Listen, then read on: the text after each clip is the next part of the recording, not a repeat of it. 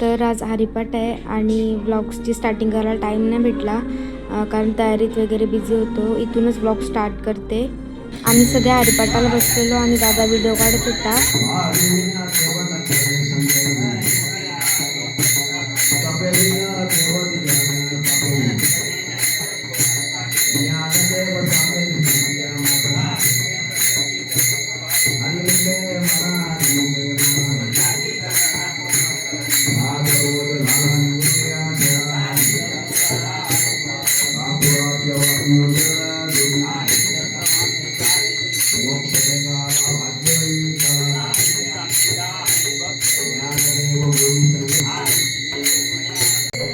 जरा व्हिडिओ काढणारा नवीन आहे म्हणून नुसता कॅमेरा हलवतोय, पण जेवढं होईल तेवढं रेकॉर्ड केलाय त्याने.